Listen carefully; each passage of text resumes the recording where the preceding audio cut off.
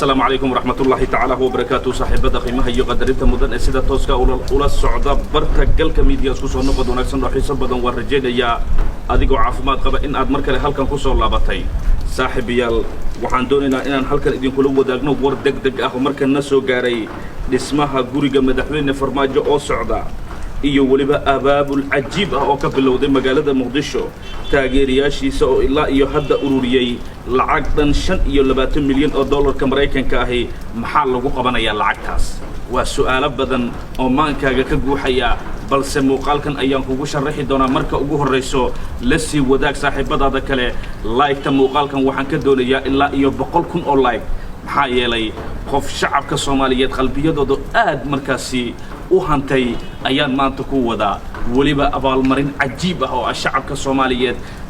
ريكوركي وجوينا أبد مركا مدح دلك صومرتي كدب مدحوين فرماجو إسقو مركا سميجي أيام هل كان كلو ودا جدونا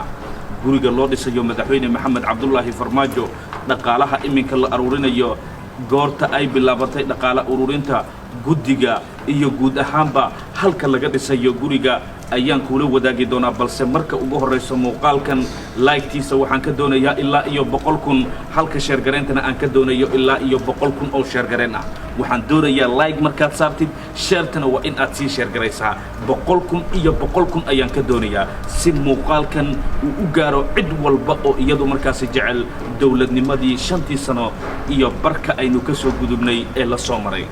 haddii aad tahay taageero madaxweyne farmaajo iyo gurigaas la dhisayo aragtideeda aad u aragto aragti wanaagsan muuqaalkan share gareey waa hagaag madaxweyne maxamed cabdullaahi farmaajo taageerayaashiisa waxa ay go'aansadeen go'aan cajiib ah oo taageerayaal abid aysan qaadan ayay qaateen waxa ay markaa ay ka doorbideen madaxweynaha inta uu deganaan lahaa guri kira ahi inay iyagu markaa guri u dhisaan gurigana uu noqdo hantidiisa mid ay iyagu markaa iska soo ururiyeen waxa la sheegay lacag ururintan oo markaa saacada ka hor bilaabatay in ilaa iyo lacag 25 milyan oo dollarka Mareykanka gaaraysa gacanta lagu dhigay guddigana uu hormuud u yahay koox markaa madaxweynuhu la soo shaqeysay 5 sano ee barka iyo sidoo kale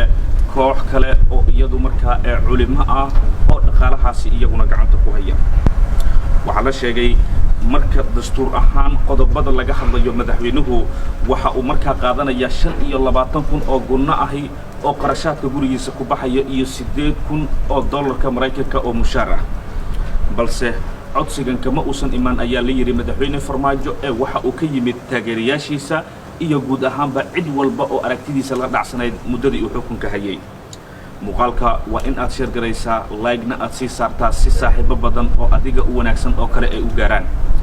saaxiibayaal waxaan doonaynaa in alla wixii warar ah ku soo kordho dhismahaasi iyo halka ay wax marayaan halkan ayaan kula wadaagi doonaa balse muuqaalkan sidan kula wadaagayba share gareynta waxaan ka doonayaa 100,000 oo share gareen ah halka like-tana aan ka doonayo 100,000 oo like ballanteena waa dhismaha gurigaasi oo si nabad ah ku dhamaado iyo sidoo kale in laga wada qayb qaato dawladnimada tan iyo kulan dambe nabadgelyo